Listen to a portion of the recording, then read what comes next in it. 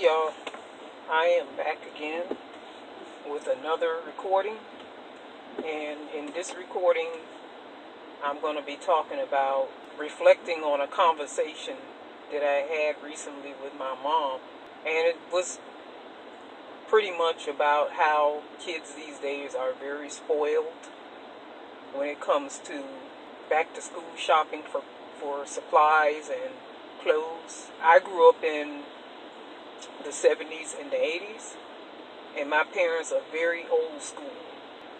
They weren't on that bandwagon about trying to keep up with the Joneses and trying to impress other people and living to worry about what others think about them.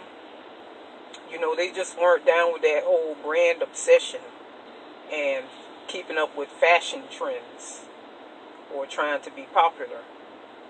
My mom mostly did most of her school shopping for our clothes and supplies at stores like Kmart and this store called Zayre, which I believe is out of business, but it was very popular back during those times.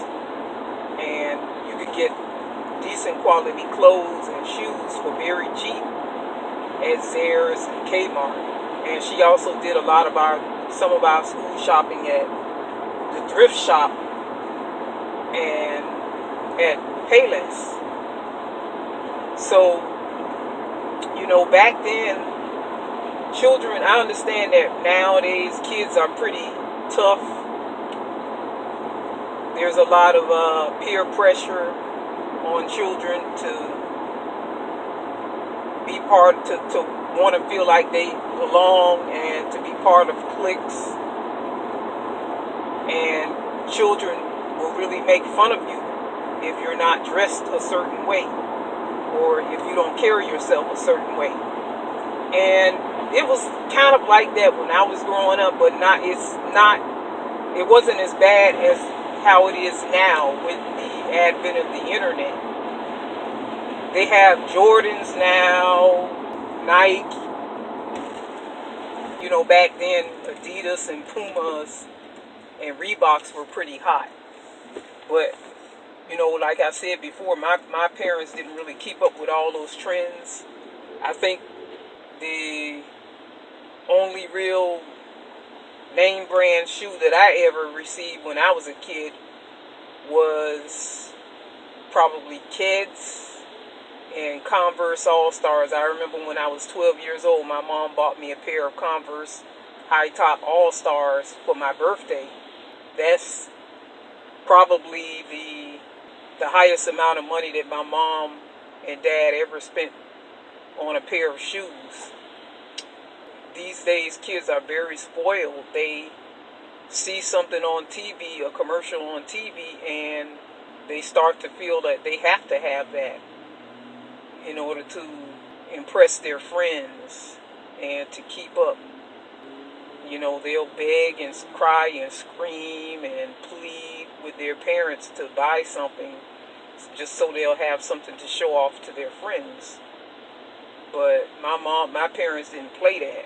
You know, when my mom took us school shopping, if we weren't happy with what she bought us, she'd be quick to take that crap back to the store. Take it back to the store and get her refund if we didn't want to wear it. Basically, beggars can't be choosers, you know. Your parents are working. If your parents are the ones that's working to pay for all that stuff, my parents' philosophy is that when you get old enough to get a job and you grow up, you can pay for what you want. But until then, you living in my whole household, you gotta abide by my rules, and you will take what I give you. That's basically their philosophy. That was basically their philosophy. So we weren't about to argue. You know, there was no such thing as really negotiating and bargaining with my parents. It's either you take it or you leave it. My mom would put stuff on layaway for us. And, you know, it was kind of hard financially because there was 6 children to support in our household. So they would put things on layaway for us and plan ahead so that they would have at least a week's worth of new shoes and clothes for all of us. And that's how they worked it. And they weren't into buying a lot of name brands. I think it's the plan of the Illuminati and the powers that be for us to, for children especially, to want to be more consumer oriented than producer oriented, to get us to be into the habit of spending money rather than investing and creating. Yeah, and back then there was no such thing as PlayStation and all these little handheld games that they have now. We didn't have none of that when I was growing up. We didn't have Xbox.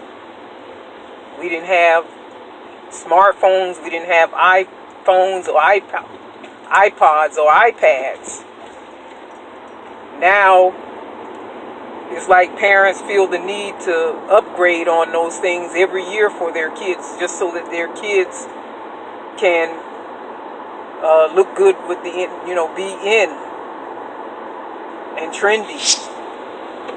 And I think that's a bunch of bullshit. There's nothing wrong with having nice things, but you know, until this day, I have pretty much kept my parents' philosophy of not spending more money than you really need to spend on things. When I buy clothes for myself, I like buying nice things. Every once in a while I'll call myself go to Macy's or Dillard's to splurge on something that I consider to be really nice, on the higher end, but not too expensive. But for the most part, I do a lot of my shopping for clothes at Sears, Burlington Coat Factory, or places like Marshall's or TJ Maxx. Because at the end of the day, a lot of these products that we're buying are all coming from the same places. China, Mexico, Indonesia. You know, they're all coming pretty much from the same factories if they're made out of the United States and being imported.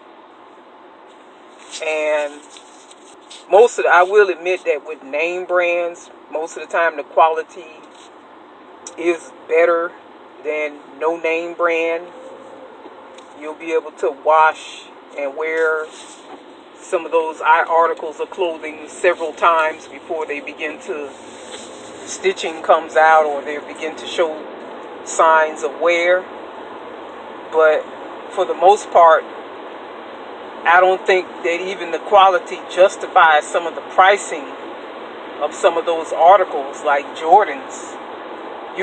All you're doing is paying for a name when you spend $200 and something on a pair of sneakers that you could have paid $40 or $50 for and gotten similar quality, but just a different name brand.